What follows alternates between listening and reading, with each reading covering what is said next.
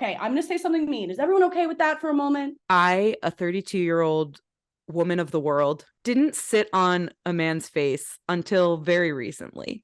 Dating someone who is your age, listen, they come immature at all ages. Guarantees So nothing.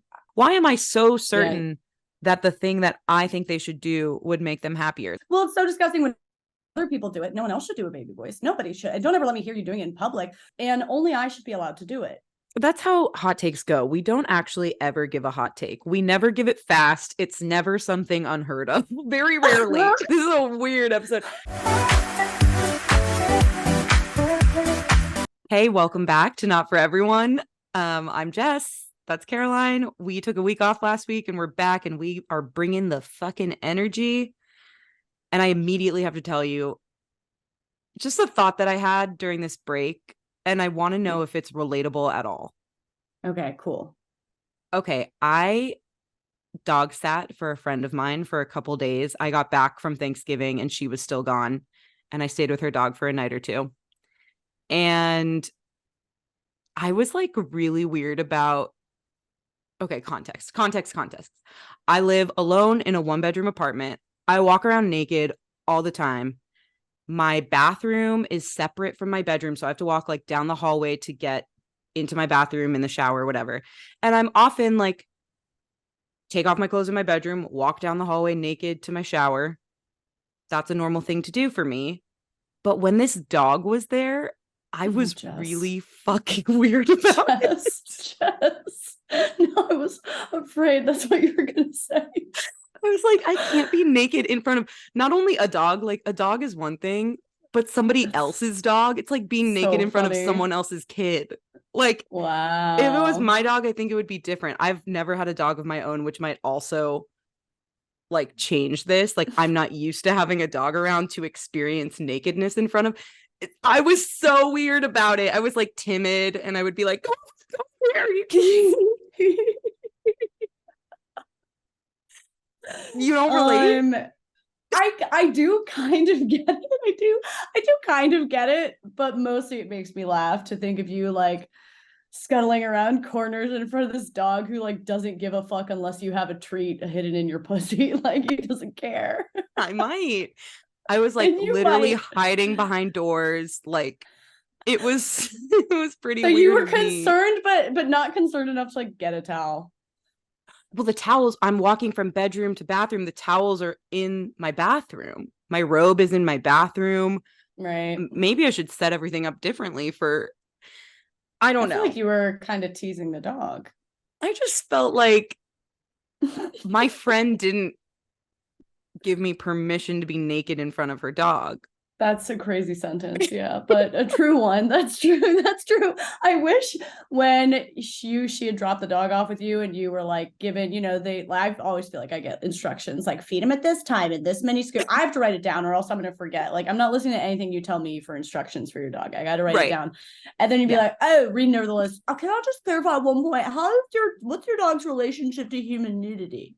What's your dog's relationship to my vagina? And how do you feel about me being naked? Yeah, that I don't know. I get weird with dogs. I was about to adopt a dog and I backed up from that after this experience. I was like, I don't think I'm ready. I was literally in the process, like talking to the adoption center and had this experience and was like, never mind, I'm not ready. Yeah, you would have to like find like a nudity approved dog and stuff. It would be a whole thing. Well, it's actually like it's a good question. I kind of do get it. And it makes me think, I'm like, where's the line? Like I think I'd be fine being naked in front of a dog. I think the whole time I'm kind of thinking like, oh, this is a treat for you. You don't even know. But would you have sex in front of a dog? No, I think a lot of people feel weird about that. Like I wouldn't masturbate in front of a dog. I wouldn't love to have sex in front of a dog. I wouldn't like it. I wouldn't love it. Correct. I wouldn't like it. And I have had sex with a dog pawing at the door, Yeah. Like we were like, dog has to go in the other room. We're about to do this. Close the door. No, but then the dog's like whining and pawing. It is distracting. So is it better to just let them be in here? No, that's weird because then they're like they can get up and like lick you and like they're licking Oh stuff my sometimes. God. And Yeah. they'd be licking you sometimes because they love smells and Mm-hmm. stuff. I Some think that's people, part of I've the heard some reason people, a yeah, dog loves my crotch. Like every dog goes totally. straight to her, you know? Yeah. And I get it. She's putting out pheromones day in, day out, working hard for the money, but She's a single mom who works 2 jobs. to provide. Uh, But yeah. Never mind.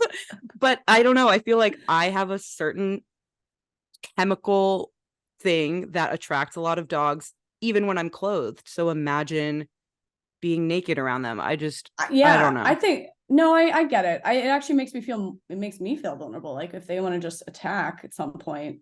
I don't really like the way this conversation is going, but it is an interesting question. It does relate to some of the notes that I saved on my notes list for the Yeah. podcast. Tell the people. I already texted you about this because I was like 30 minutes ago. I was sitting down. Is there something white in my hair? Is that just a light? That's just a light. Okay. You're fine. Okay, anyhow, moving on. I was sitting down like 30 minutes ago to prep for the pod and be like, okay, what are the thoughts? What are the important, insightful thoughts I collected for the podcast this week? And we're doing a hot takes episode, y'all, today. But I was like, maybe we need an opening segment. And I opened up my notes, which I haven't looked at in a couple of weeks since we took time off.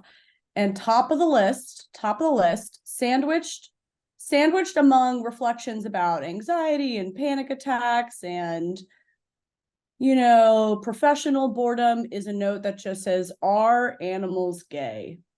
I guess it's a question. And then below Did this that mean go ahead.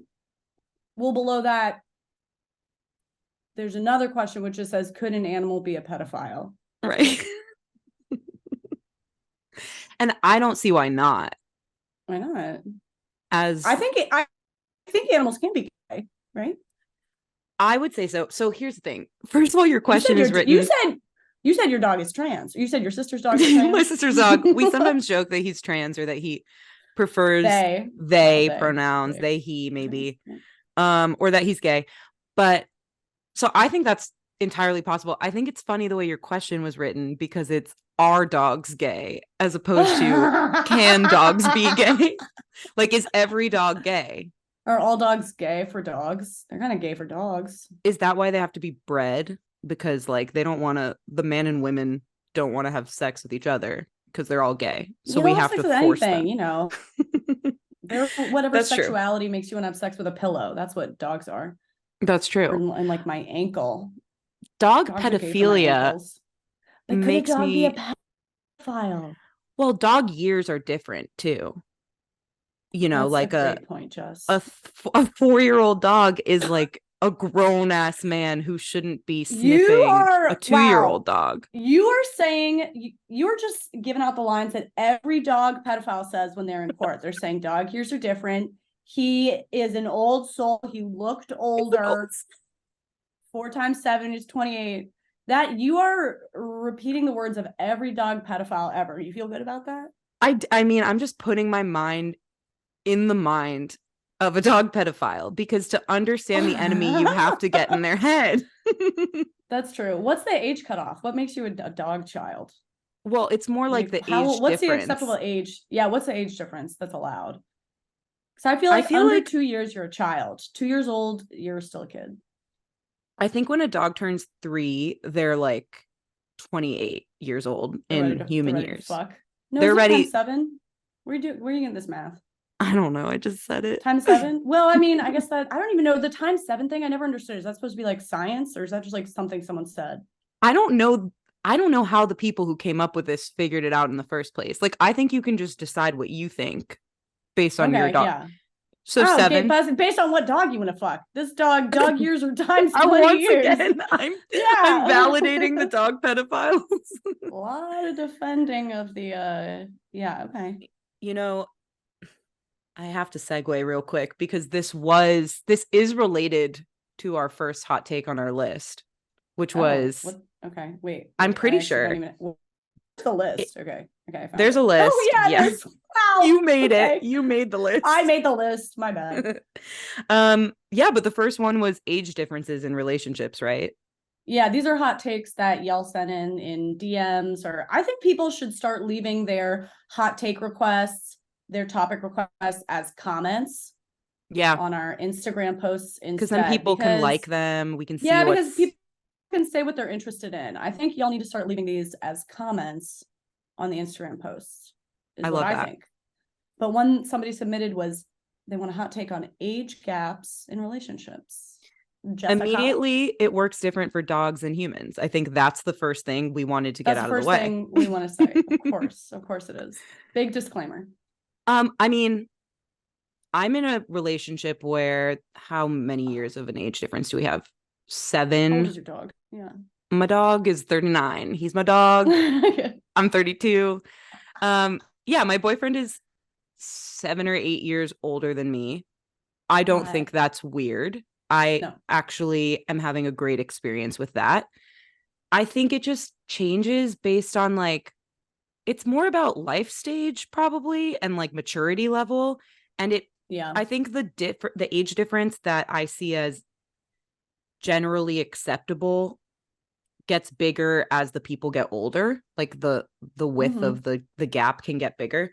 So I don't know. That's my general take. But you made a joke that was going to be my joke for this, which was Nikki Glazer has a joke actually about guys who always date younger women and how they're always like, she's an old soul. Like, you don't get it. Like, she's mature and she's an old soul and she like loves like classic rock and like whatever they say. So yeah, that's if I were to roast those people. But then again, I'm younger than my boyfriend, so I don't know. What do you think? Oh yeah, I think it just depends on the couple, like you said. Like, I think some people, when I first was like, oh, I do want to talk about this, I think it's an interesting topic because I have a bunch of friends who are like, I like this guy, but he's, they're 33 and he's 28 and like, that's so much younger. And usually like when I was 30, I was most recently dating at 31. I think my lowest age cutoff was 29 because by and large, yes, I did find that by and large, most of the men younger than that were just like not in the place I needed them to be. But then if you have an individual, like a specific person who is like meeting all the maturity and emotional and life stage, whatever standards, I don't think it fucking matters because on the other end, dating someone who is your age, listen, they come immature at all ages. Guarantees nothing. Guarantees fucking nothing. I kind of feel the same way when people are like, oh, but they've never been in a relationship, as if that's like so bad. I don't think the individuals I've met who are like in their first relationship at an older age I don't think I've ever seen them being bad at it. And by the like on the other end, having been in a bunch of relationships doesn't make you fucking good at it. So I think these are things I feel like I hear people say a lot that trips them up maybe on paper. And I'm like, I just think it depends on the individual and like what you're looking for. Although I do get fucking a little sus when it's, the 50-year-old guy who's dating the 20-year-old all the time. And they actually could be a great couple. I'm not saying you can't be, but that does feel like, it feels like it might be a tough presentation to society for you guys, but best luck to you. I think mostly I think actually the weirdest one is when I see like 30-some-year-olds dating like, 20-something, 30-something-year-old dating like a 40-something, like late 40s. I'm like, you're about to organize a 50th birthday. and then you're going to help this person retire and then you're going to be their nurse. Like that happens pretty quickly. Yeah. It's a slippery slope. I do think that like if somebody has a pattern, like an older man always dating younger women, that's different than like, I don't know, if it happens once and whatever, best of luck to them, like you said. I think the other funny thing, it's still fucking sus to me, like, like I'm gonna clock it. I can be proven wrong, but I could also be proven right. Like I could very easily prove this point, but I could also be proven wrong. I'm leaving room for that to be okay, I guess is what I'm saying. But I also think there's something interesting, and this isn't really what the hot take topic was, but when you were talking about like, a 35-year-old and a 29-year-old and like setting your age preferences on dating apps. I always think that's a really interesting phenomenon. Like I used to set mine from when I was, I guess, 31, from 28 to 38. And I think it started narrower. Like it started 30 to 35. And then you kind of like have seen everybody that's on the app and you're like, okay, I need a few other guys in the mix. Let me expand it by a year. And then it's like, let me expand it by a year. Yeah. And then if you really think about it, like the difference between 28 and 29 is a year, you know, like these are marginal differences, but at some point they add up. So it's almost arbitrary. Like, yeah, why is 28 okay, but 27 isn't, you know? It's not necessarily, but I think those years matter more the younger you are. Like remember like the difference between like a 16-year-old and a 17-year-old. You're like, we could never to each other. What would we have in common? But then 28, 29, I do think there's a difference. So I think I had mine set 29 to 37 because I noticed I wasn't opposed to somebody older, but I noticed at 37, I was like, I'm sorry if you're older at this point, but I was like, that person looks a lot older than me after like 37-ish. It was like, you look, I don't know, there's a look. Right. Like, the only way it's okay with my boyfriend I don't know is he's right. black. Yeah. And black don't crack. And it wasn't even that like that they looked less good. It was just, it looked like I was dating someone. To me, when I looked at it, I was like, you just look like a different generation. Yeah, the matchup, you two next to each other. I don't know. Weird. It was something about it that just felt like you've lived a different life. I don't know. It actually wasn't really about aesthetics. It was just, it felt too different somehow. I also have friends, like one of my good guy friends, and he just got married to this girl, but he used to have his dating apps, or he used to be staunchly one of those guys that was like, she has to be younger than me. And I always called him on that. I always thought that was weird. That's weird. Yeah. That's and literally thing to say. Literally, like he was 30. He was 30 okay. and his dating apps were set like whatever. I don't know what the lower range was, but up to 29 or something for girls. Yeah. And it was like a weird thing that he was obsessed with. Lo and behold, he met his now wife. Why? I know. I used to give him so much shit for it. Why? He met his now wife in person, not on a dating app, and she's a year older than him. And they're now married. Oh my God, crazy. I know, but I always tease him about that. I'm like, you're with a woman who's a year older. What's that mean about you? This isn't what you were, I don't. I mean, I just think some people get these hangups in their head, like a guy who thinks the woman has to be younger than him for some reason. And it's funny. I love having that example because I'm just like, clearly that doesn't matter because you ended up with someone who's perfect for you, who happens to be a year older than you. You're basically the same age. It's like negligible. You're the same fucking age, bro. Right. I totally agree. I think that people really hurt themselves with the list that they make up, the things that they think are important, the things you think will make you happy. I think we're really not good at actually even understanding what will make us happy. I'm trying to think of height. I don't fucking know. I don't know. I don't know. I always remembered, and I thought of this actively while dating, that like, it's going to be someone you don't expect. It's going to be someone you don't expect. And I was like totally on board with that. And so I was always picturing like the biggest freaks I could imagine. and then I met Justin and everything about him is like, he's like, no, he's like not a freak. He has it so together and he's so responsible and he's so kind and he's so tender and he's so funny and he's so smart. And I think he's fucking hot. And I was like, oh shit, that is the one thing I didn't expect, which was just someone who was like great and functioning. Who's like normal. That was the thing I least expected. Yeah. So well, when you start to expect it, it's like, okay, they're telling me it's going to be someone I don't expect. So now I'm picturing what that is. So that is what you're starting to expect. You know what I mean? Freaks. Yeah. It's like never what is in your head. Yeah. Yeah. Okay. Love it. We nailed it. That was pretty like a nebulous answer, but I think we nailed it. That's how hot takes go. We don't actually ever give a hot take. We never give it fast. It's never something unheard of. Very rarely. Most reasonable, even keeled, nuanced, generous. Yeah. Okay. It's just that sometimes we want topics that we didn't come up with. Okay. And we're going to say what we think about it. That's it. That's it. Okay. The next one. Oh, kind of related in a way. Is also these are not in order. We can do any order that you feel energized. Okay. By. I mean, I like this because I like a segue. Okay. Baby voice. So speaking to a partner or in general in like a cutesy, high-pitched baby, I don't even want to demonstrate it. I am. Oh my God. I am. She's an offender. An offender of this occasionally. And my boyfriend hates it. When we were talking, I mean, he accepts it from me and like he doesn't actually do anything.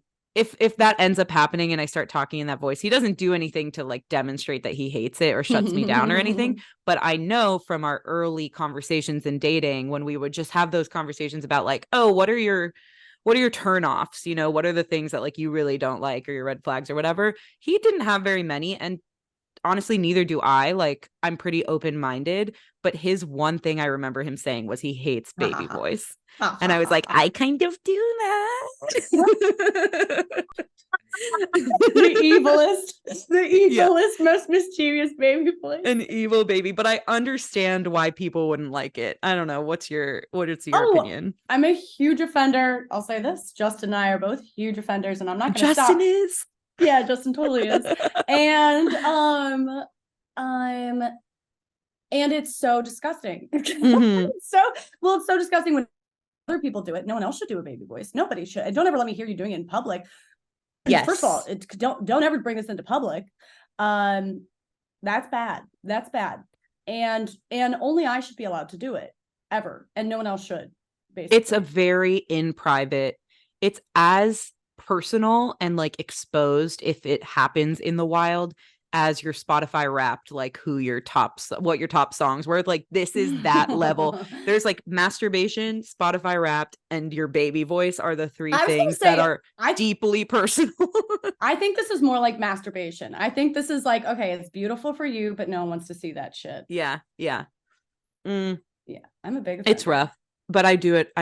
And I love it. And I can't stop it. It just comes over you. I definitely have, what's it called? Cuteness aggression, where like when I'm feeling like something is so cute, whether it's a puppy or just like a moment with my boyfriend or whatever it is. Oh yeah, and it's just like I'm just like, oh, so cute. I'm gonna choke you and I'm gonna talk like a baby and I can't control what's happening.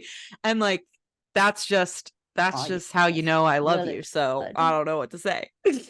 Yeah. I'm gonna kiss you till you die. Yeah. That's my favorite thing you say. Okay. Lock us up. Oh, what's my favorite? Try. Kiss you till you die. Kiss you till I die. That's one of my favorite things that you say. I also like when you say whatever, like sweet as can be or whatever it was. You just say these phrases in like passing. I'm like, who talks like that? My baby does. Okay, I'm fiery about the next one, y'all. Tell us. Go for it. This one's bad.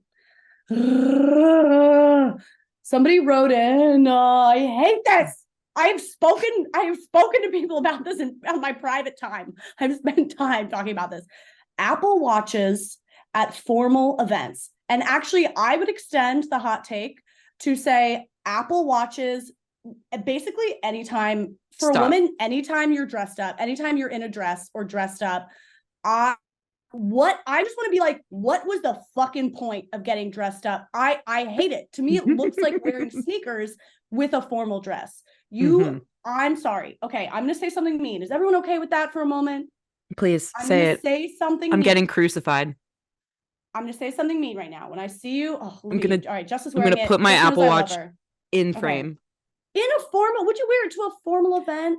Listen, you and my mom can yell at me about this because my mom literally bought me like this really nice watch last year for Christmas. And she asked me when I was home for Thanksgiving, have you worn the watch? And I was like, no, I just kind of wear my Apple Watch every day. And she was like, but what about at a wedding or something? And I was like, I don't know. Oh my I just God. kinda Not at a wear it. wedding, Jess. No. I have reasons. Okay, No, I you agree with don't. you. It No. looks bad. Unless your reason is you want to look like a dork and you want to ruin your outfit. It does look dorky. Yes. I'm saying it's the dorkiest fucking thing you can do, and I'm a fucking dork. Okay, I'm a dork. I know that, but so are you. I totally am. And this is one of the reasons why, for sure. I'm not disagreeing with you. However, I still do it. And I think the reason is because if I'm at a wedding and I'm on the dance floor and whatever, my phone is in my purse somewhere else. Counting your steps. I mean, it does count the steps, Be but without your phone, motherfucker. that's not really the reason. No, it's like, what if something happens and someone needs to get in touch with me? At the dance floor. Oh, what I don't know. It's that. It's the texting. What if my friend is somewhere else at the wedding and something's going wrong and she needs to find me? You get to revisit the 1980s for more, being like, where are they? You get to wonder. Jess, the answer is you get to wonder. Yeah.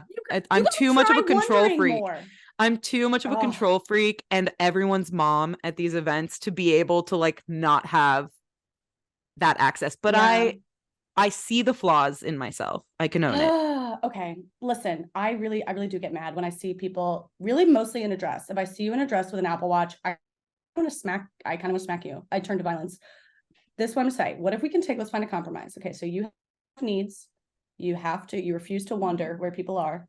What if you take just the face of the Apple Watch and you just slice it between your two toes? Sure.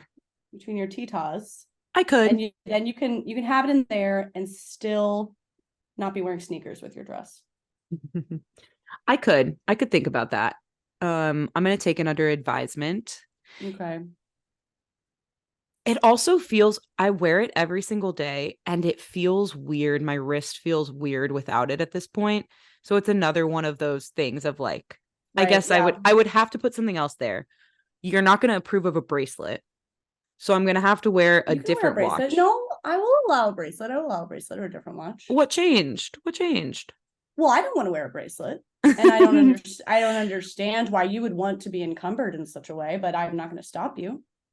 Okay, but you will stop me.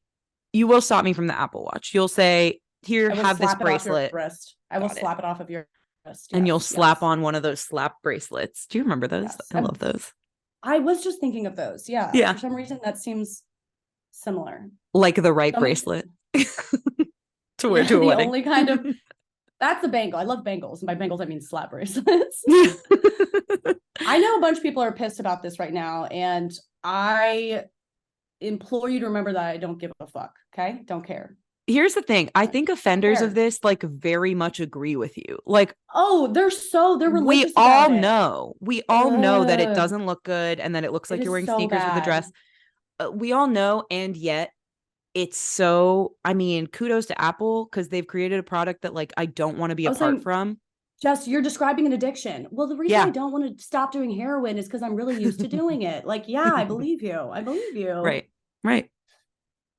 It's all I have to say for myself. It's the only leg I can stand on. This is what I'm saying. Put the heroin between your tits, and you get a nice little buzz in there. Everybody would like that. Texting you. Everyone would like that. And then when you get a text, it can like glow and you get like a little underglow. That's cute. Okay, that's cute. Under your face and stuff. And then you'd be like, ooh, somebody texted me. Boop, boop, boop, boop, boop. Yeah, you just sold it. You sold it. She can sell anything. And then I'm picturing you on the dance floor, then holding just the face of your Apple Watch like a phone and trying to text on it. I think that'd be cute. Yeah. Okay. Something to think about. Next. Yeah. Wait. Next. I didn't understand some of these. Some of these. So one of them was one you didn't understand. Yeah, explain this to me. Layering toilet paper in public restrooms so strangers can't hear you pee. No, listen, I don't understand it either. That's why it's on the list. Okay, because I don't. That's why you put it on the list. So I mean, I understand what they're describing, but I don't understand. There are two things here. How you live a life this way? There are two separate things happening here. There's layering toilet paper on the toilet seat in a public restroom because you feel like that's helping the cleanliness, and then there's not wanting strangers to hear you pee in a public restroom, but how does layering toilet paper combat that? No, Where are you putting the toilet paper? They're saying I think they're saying they're layering toilet paper on the water, on the surface of the water in the toilet, so that their pee hits the toilet paper on the surface of the water, people so do that this? people can't hear them pee. Bro, you walked into a bathroom stall. I'm gonna assume you peeing in there, or I'm gonna assume worse. Like I've never heard of this, but somebody wrote it in.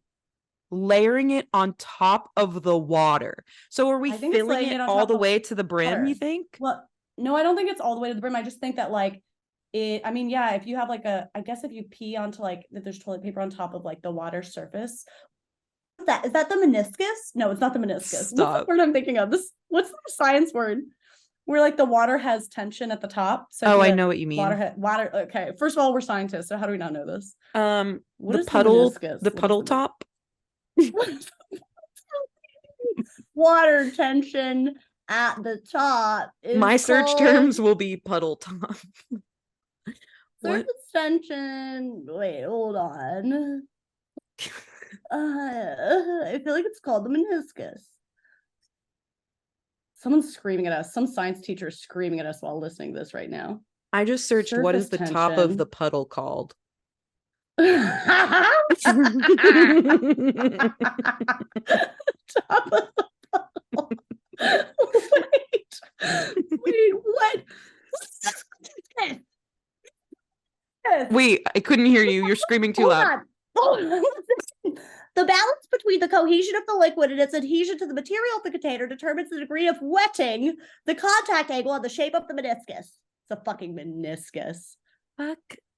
Damn. When cohesion dominates, the wetting is low, and the meniscus is convex at a vertical wall.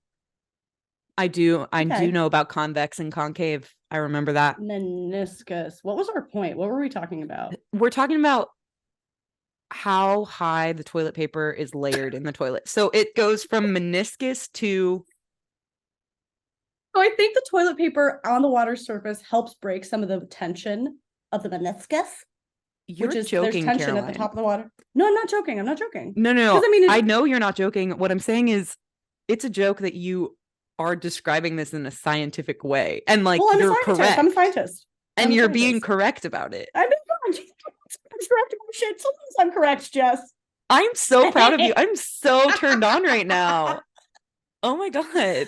Sometimes I'm correct, y'all. And yeah, but also, why do you need to do this? Why do you need to do this? We know you're peeing in there. You better be peeing in there, or else now I'm actually concerned. You better be peeing in there.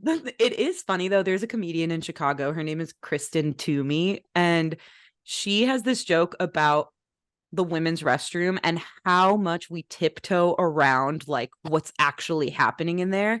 Even when you open a tampon wrapper and put it in the little trash can thing, you're like so quiet about it. You're like, how, what would happen if somebody heard this wrapper? And you don't want anyone, imagine you're peeing and then a little toot comes out. That's the most shameful thing that could happen in a public bathroom. Like, we are so shy about what's going on in there, but I don't know, we're all doing it. It always fascinates me.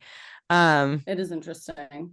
I always think it's so funny going into a stall where like, okay, like let's say I'm in a restaurant with you and I'm standing with you in like the main part of the restaurant. I would not just like make eye contact with you and like fart while maintaining our eye contact.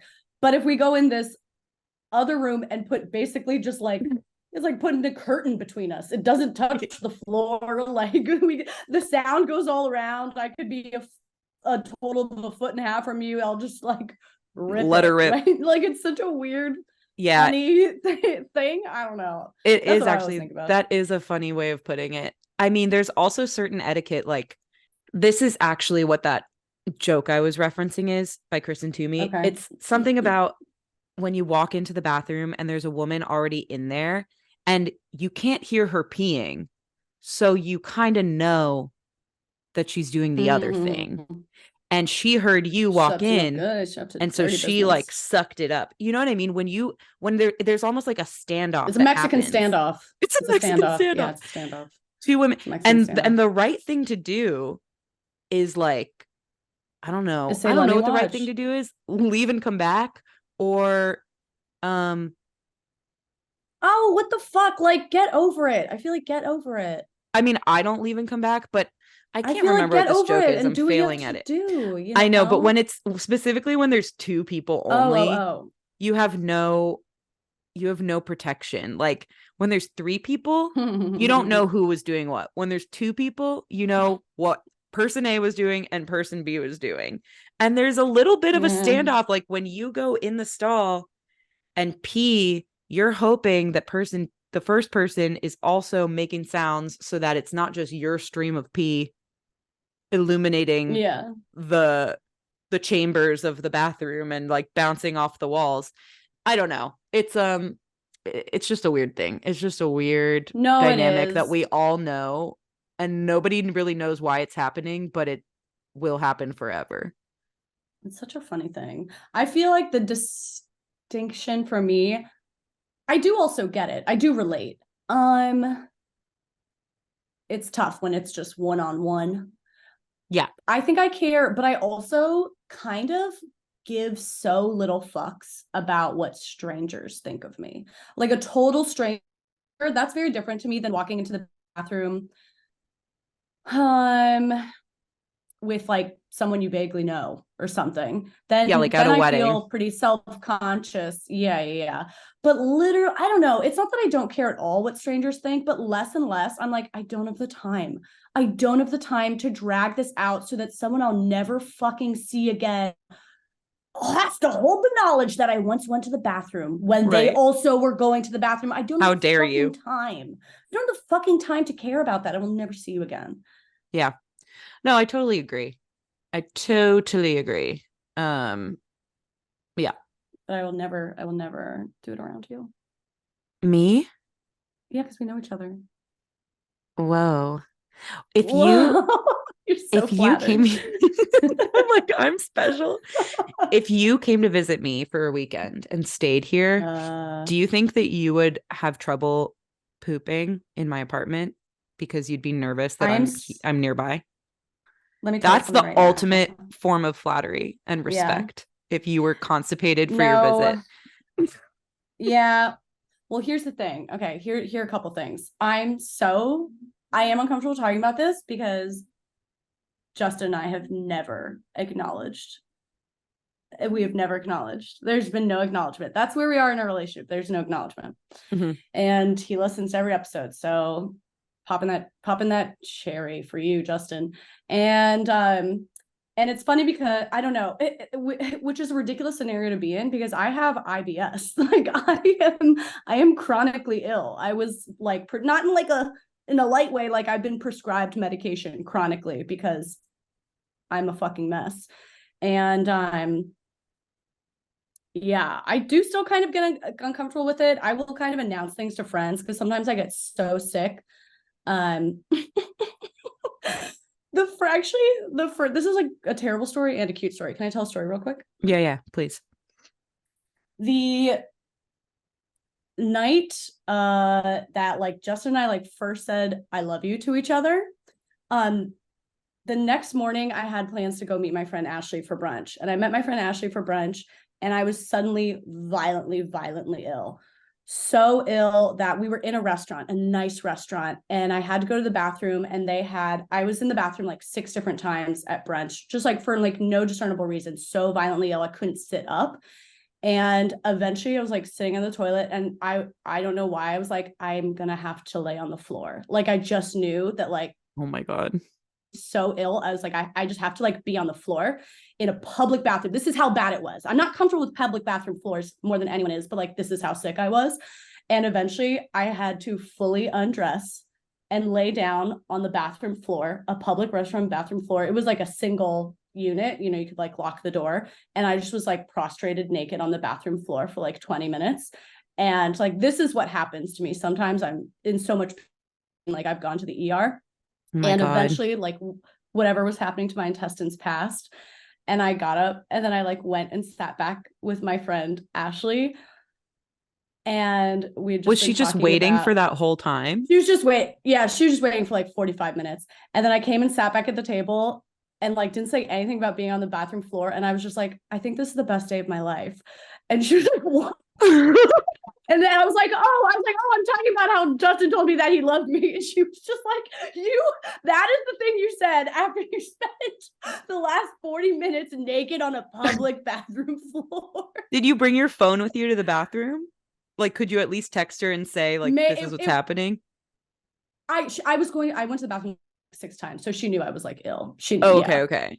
I was going to say, if you had an Apple Watch, that wouldn't have been an issue. God damn it, she's collect. God damn it, she's collect. I have no qualms about talking poop like in public with my boyfriend. I don't know why that is. I just feel like everybody does it. It's probably more mature. I know it is more mature, probably. Yeah, I did a whole the last stand-up set that I did was largely about times that I've pooped myself in public. Sometimes listeners ask, Jess, like, what's your stand-up been about before? Like, would love to see you. Like, that's what it's about. So if you don't like that. That's what it's about. You say so dismissively. It's nothing deep. It's nothing.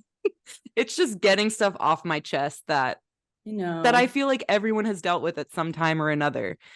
And totally. And it's great because it is relatable. So it is great for stand-up. But I think I want to be a little less relatable in my relationship. I don't want to be that relatable. Yeah, that's fair. I won't go into as much detail, I guess. But if my boyfriend were to come to that stand-up show, then he would hear it all. I wouldn't censor the show just because he was in the audience or something, you know?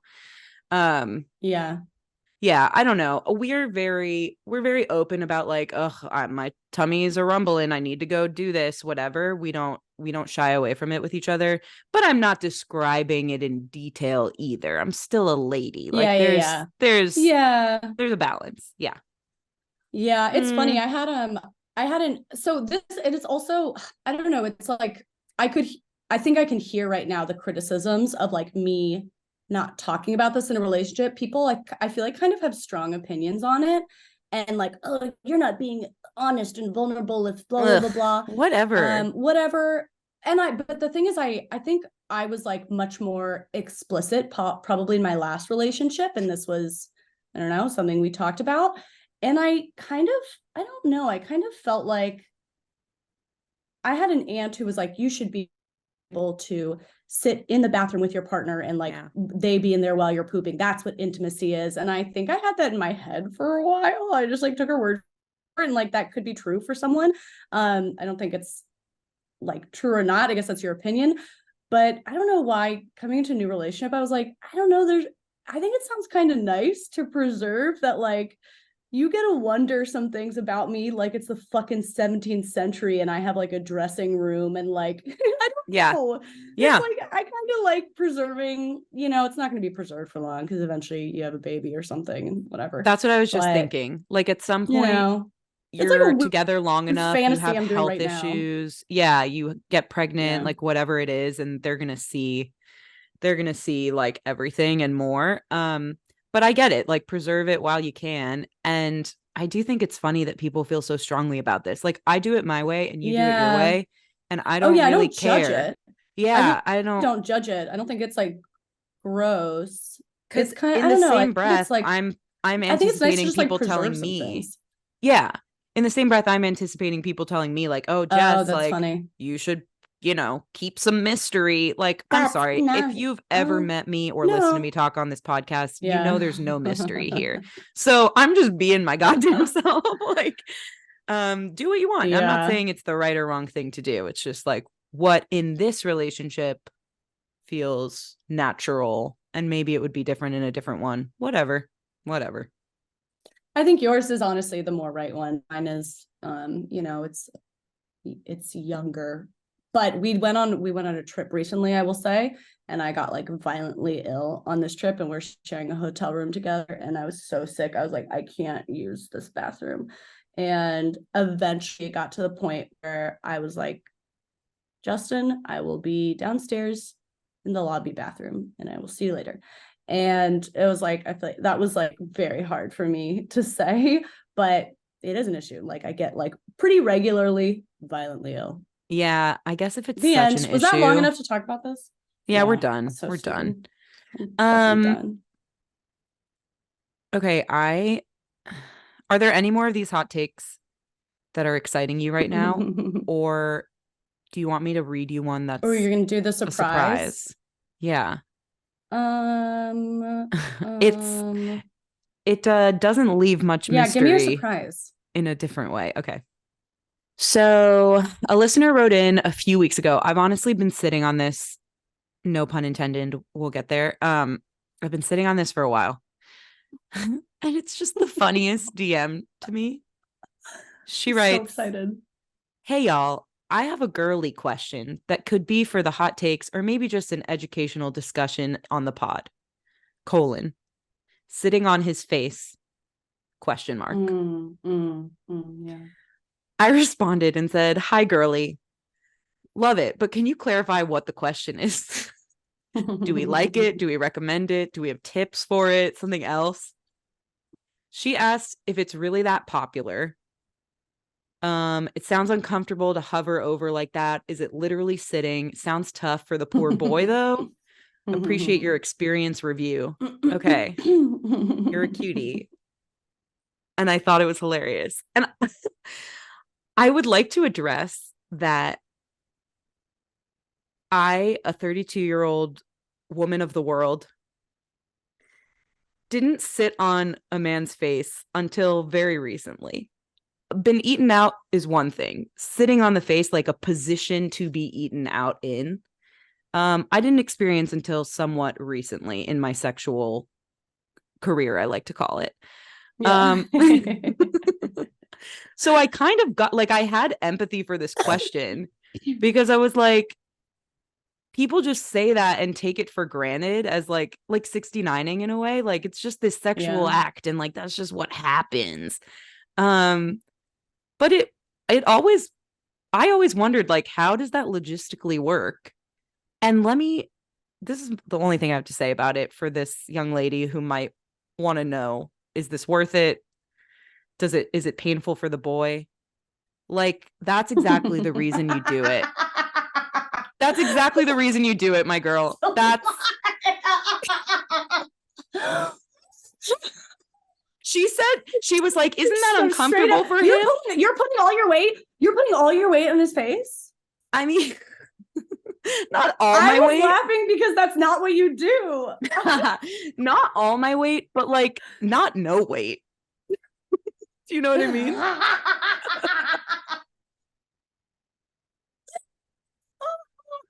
Oh, I'm doing a hover. I'm doing a hover that doesn't carry all of my weight. My knees are starting to hurt. Yeah. I have needs Can't do it that long. Can't do it for that long. Yeah. I'll let it go a little. I'll let the hover drop a little.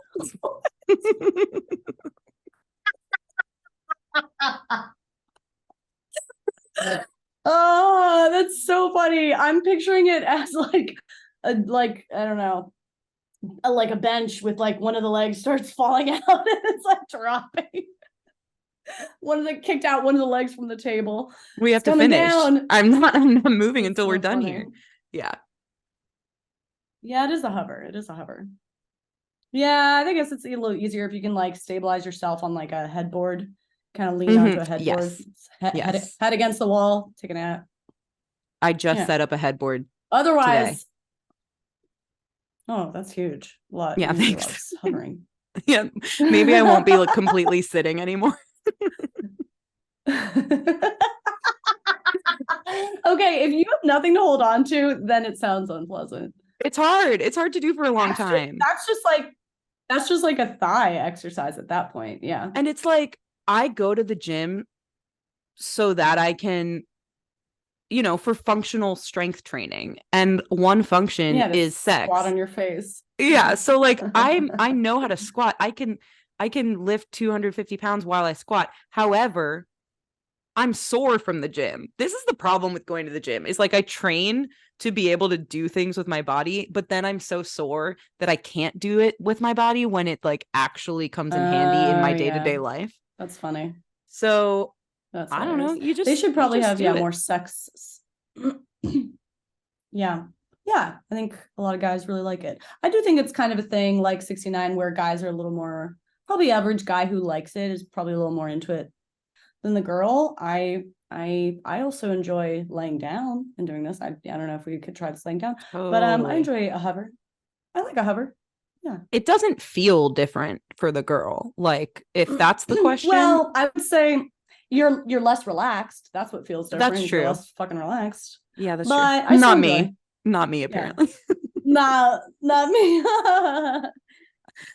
Okay, that was it. That was the DM. I thought she was so cute. I hope that answered whatever the question was. How about this one? Just said best sandwich. Oh wait, do we have a lag? Oh no. I do love a sandwich. I can talk about it, but I can also talk about. There's one that's like a little deeper. Something about the phrase "best sandwich" just made me laugh. Like if I had a band, maybe I'd call them "Best Sandwich" or something. Love that. I don't know. I don't even need to answer the question. I don't know a good answer, but I liked the phrase. Yeah, I like it too. Just that's what you want to know from us. What's the best sandwich, Jess? I mean, I actually don't have an answer ready. I think it speaks to me because sandwiches are one of my favorite foods. Like probably tacos are my favorite food and sandwiches are my second favorite food. And so sandwiches are tacos, so. No. They kind of are. It's just like different small bread. Tacos are sandwiches or sandwiches are tacos. That was crazy. Tacos are sandwiches. They're basically sandwiches, right? I mean, still no, but okay. It is food between bread, but a tortilla is so different. It's like some people believe a hot dog is a sandwich. I don't want to get mad right now. I'm having a nice Friday.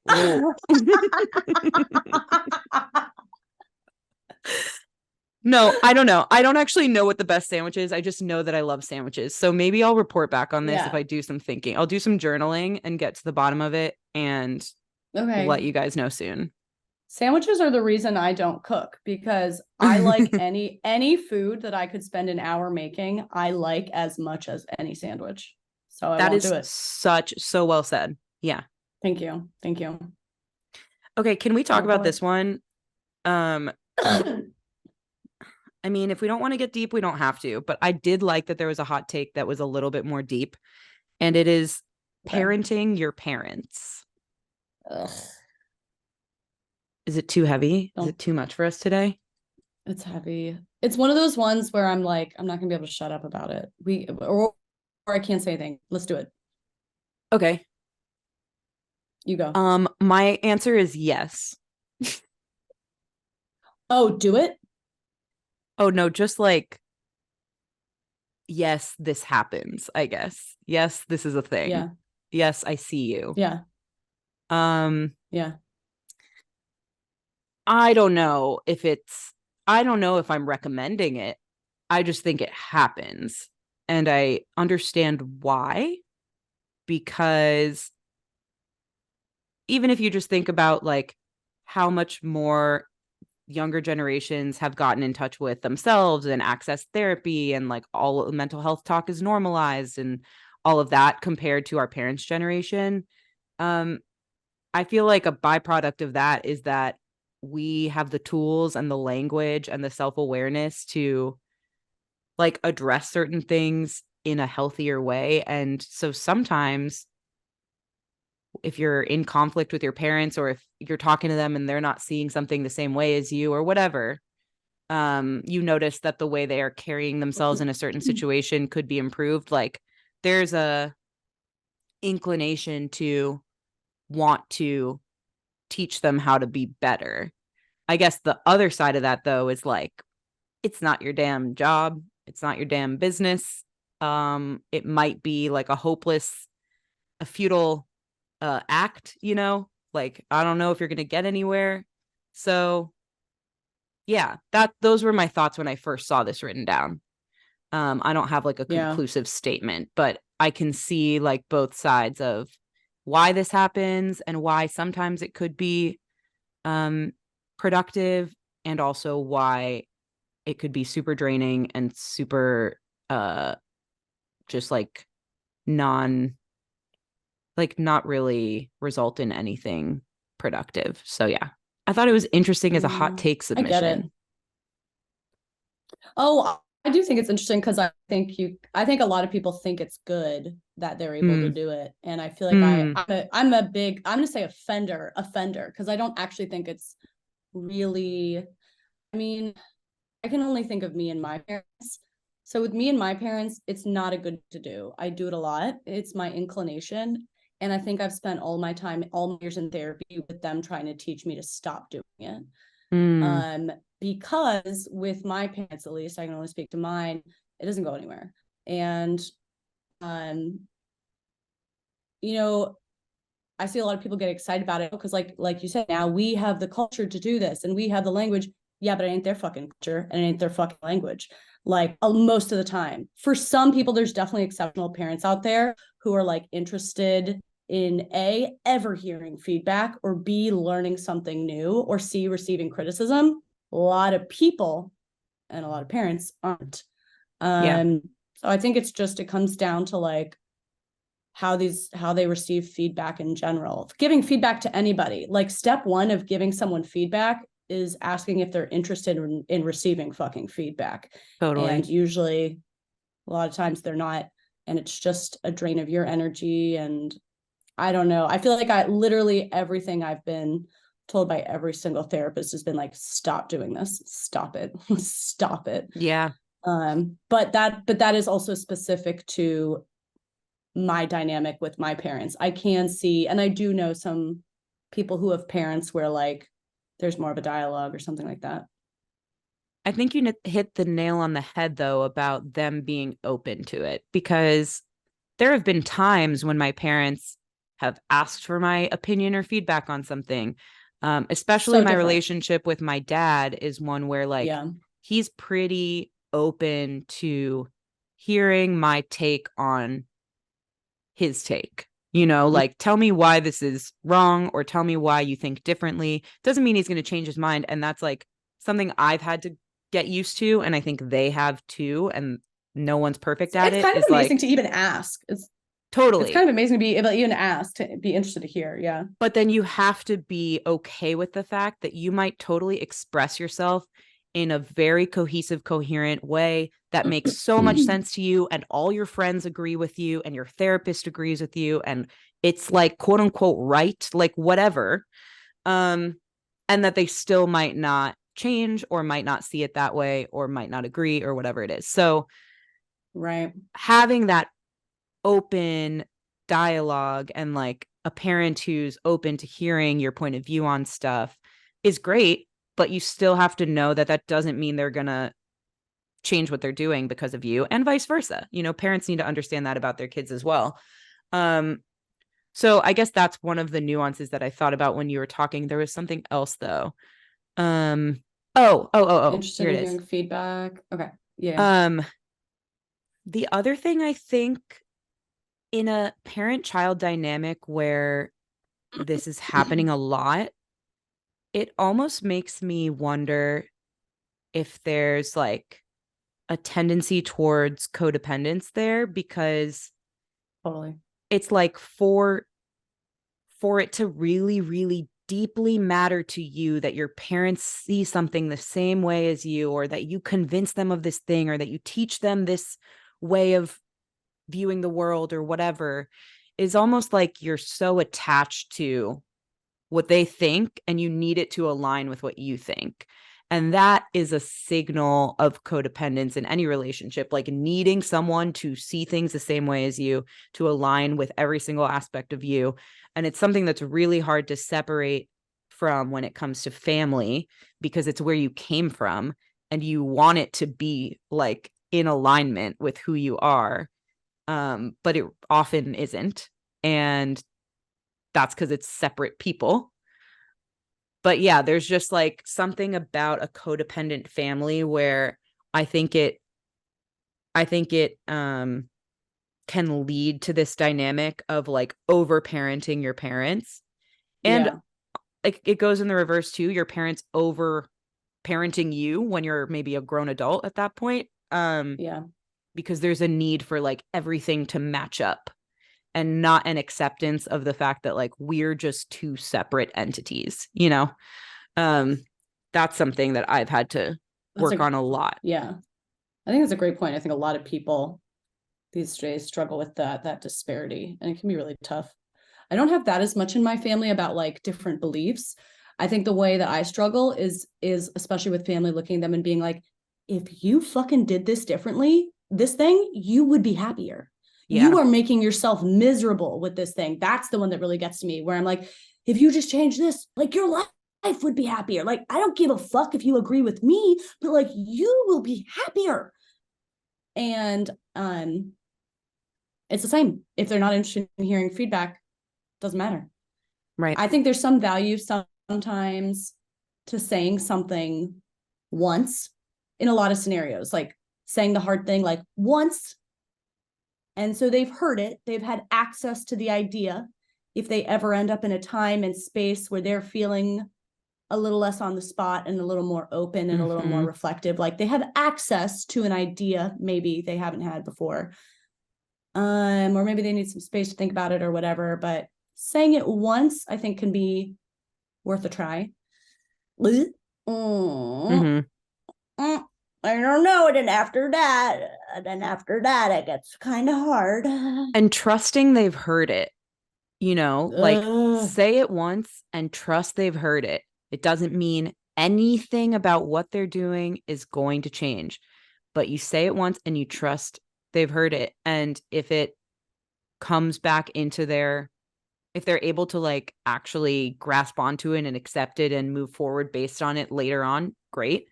If they're not, I think the other thing that like, I heard my therapist in my head when you said this, because I'm like so with you on the piece of like, if you just did this one thing, you'd be happier. Like sometimes I think about friends in that way too. I see them like repeating a pattern in their life and I'm like, just like fucking, it's so obvious from the outside. But then I guess like I hit pause and I think, would they be happier? Like, how do I know what would make them happier? Yeah. Why am I so certain that the thing that I think they should do would make them happier? Like if it were me and I were in that situation, I would maybe need to make this change and then I would be happier because I know what makes up my psyche and what my motivations are and what my values are and whatever. But how do I really know that it would make this other person happier? I don't. I'm just I might just be a little bit projecting. Obviously there are exceptions. Like, and also you don't know. Yeah, there are certain situations that are extreme where you're like, you know, get yourself out of this abusive relationship. Yes. But I'm not talking about, you know, I'm talking about the more nuanced scenarios that like you really don't know what is going to be better for that person. You think you know, and you want to help and you have the best intentions in the world. And you could be right, but you also could be missing something. We also just don't know what journey people are on, like what path they're on. And even if it will make them happier, and maybe eventually they'll make that change and and then they are happier. I do really believe that like, you like repeat it until you learn the lesson. You repeat it until you learn the lesson. Like you repeat the problem until you're ready to learn the lesson. And I think about things that I struggled with longer than some other people did. And I just don't think there was a way actually for me to learn it any faster. Like I had a different set of circumstances that meant I learned some things at a different pace, such as, you know, learning my way out of a controlling dynamic. A lot of people would have gotten out really quickly. It took me a lot longer because of my circumstances. And I think we all have that thing. Or, you know, learning, you know, you see a friend dating someone that you're like, you don't have to date this piece of fucking trash. They are going to repeat that until they learn it. And there's probably a reason. They had a different background than you, where they're having to learn for the first time that they deserve good treatment. You maybe got to grow up knowing that, and they probably fucking didn't. And they're having to learn it for the first time. Like you don't know where people are on their path. And I do think you kind of repeat the lesson until you've absorbed it. I kind of think of it as like, yeah, I don't know, you get like passed through, you have to like graduate through the different levels of certain lessons. Sometimes some are longer for you. Mm-hmm. Yeah. And when it's applied to parenting your parents, and I said this in our last episode when we were talking about going home for the holidays, but there's also an element of like, your parents are who they are. Like they are fully formed adults with however many years on you. And like, it doesn't mean they can't change, and it doesn't mean there's no room for growth. Of course, those things are possible, but to some degree, like, you know, whereas with a peer, you can be like, maybe they need to learn this lesson in their own time. You know, their path is their path. With a parent, it's like they're towards the end of their path. They've learned a lot of shit. They've been through a lot of stuff. Yeah. I'm not saying that in a morbid or like depressing way. I'm just saying it as a fact. Like they are fully formed. Sure. And if they're, like I said about my dad, if they're like welcoming the input, then great.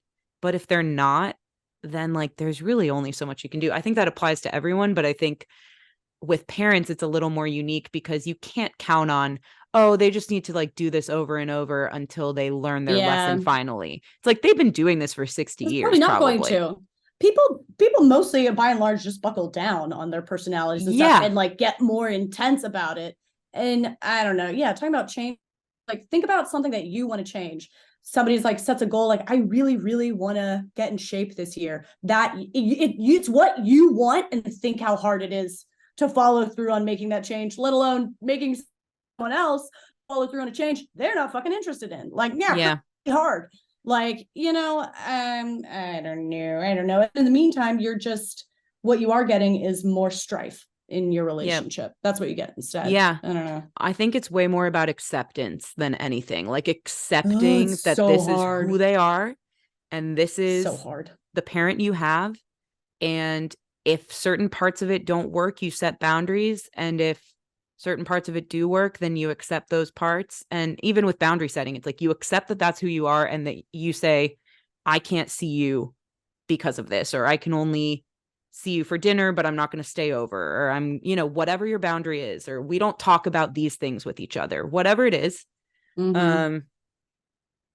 That's actually accepting the person and then determining what you're going to do about it, as opposed to trying to change them if they're not open to hearing it. I think it comes down to acceptance, and it's the hardest. It's the hardest. What do you think about thongs? Another hot take. I don't like them, but I wear them pretty often. You know? Yeah. Not for anyone, not for the male gaze. I feel like growing up and like finding out that thongs were a thing when Britney Spears' Toxic video came out, I was like, oh, like, is there a thong in that? I didn't know that. Probably. I think she used to wear, and probably a lot of like pop stars and celebrities did in this era of like the 90s and 2000s, the thongs that would peek out of the pants. Oh, yeah. And so that awakened me to the fact that thongs exist, because I was like, I don't know, 10 or whatever. And oh my gosh. When I was younger, like what a thong was something that's like sexy for the male gaze. Like that's what like hot pop stars wear. That's what, when I'm like older and I want to attract men, like it's all about thongs, you know? And then you get older and you live life and you realize that's not, I don't know, that doesn't really play into anything. Like that's just not a factor. It's just like life without thongs. Who knew? What underwear I'm wearing doesn't really matter that much to somebody else. So thongs are way more functional to me, of like totally for no panty lines, you know? Yeah. Seamless underwear or like seamless thong for no panty line. A thong with like a strap that has more of like the strap that's not the seamless kind is like the biggest line you could ever have. You know, when it's like, you know what I mean? Like a G-string, you mean? I guess so. Well, so I guess there's just some underwear has like more of like a elastic in the strap, like and then it's like digging into extra. Yeah, the rim. Then it's like, okay, this is the worst underwear pairing for this to wear with this skirt or whatever. But I feel like in general I think lingerie is the biggest bullshit ever. Not that I don't have sexy underwear or whatever, but y'all, it's coming off of Amazon, because let me tell you what. Yeah. When you spend $100 or something on a sexy pair of underwear or a little set fucking cami, comes off just as fast as if you're wearing a paper bag. I feel like it's not appreciated long. Like I've had moments of like the underwear being appreciated, but not more than like $12 worth of a moment. Oh, totally. It's the biggest waste of money, and such a fucking scam. It's really more for me when I wear something like that, like me to feel particularly hot, or like I put a certain effort in or whatever.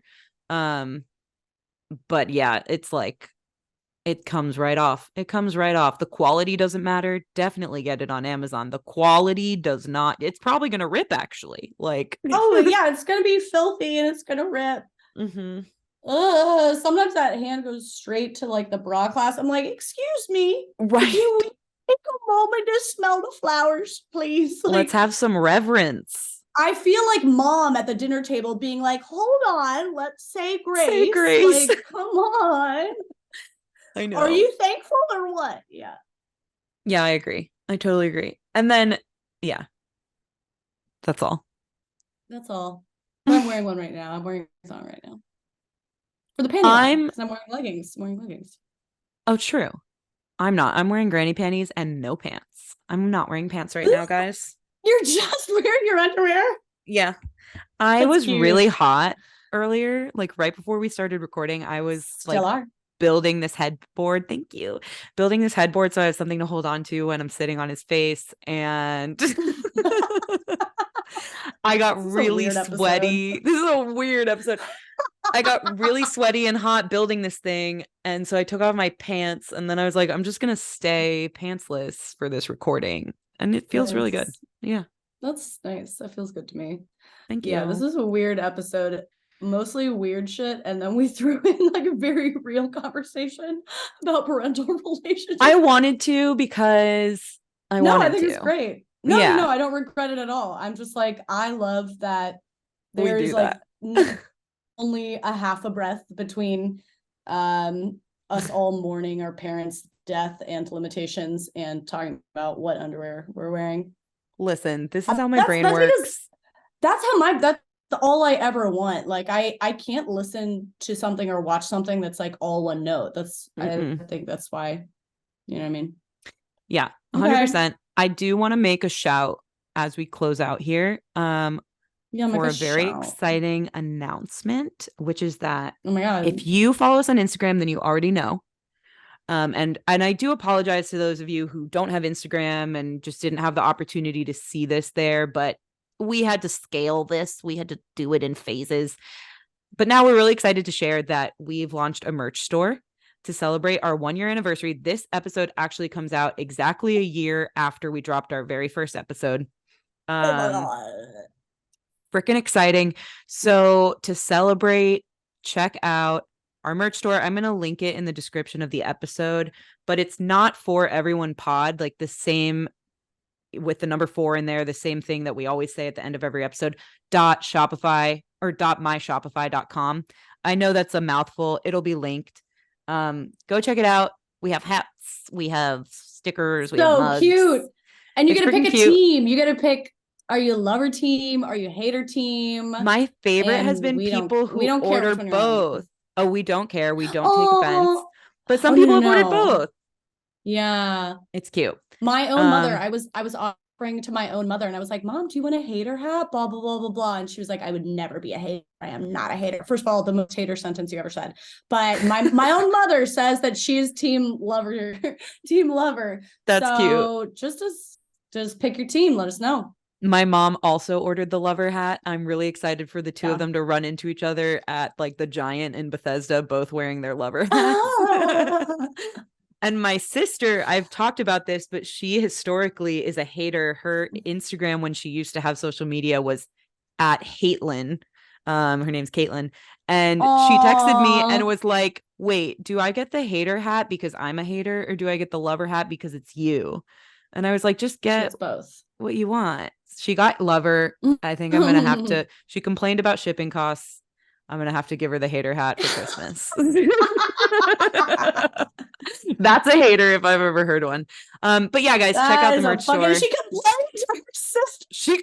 I was like, you're supporting my business. Like, the shipping cost is standard shipping. It's standard shipping. No one touched the shipping cost. I'm sorry about shipping, guys. Okay. Go buy it though. That's okay. funny. That's a funny joke from her. Okay. Yeah. Yeah, we'll have her on one day.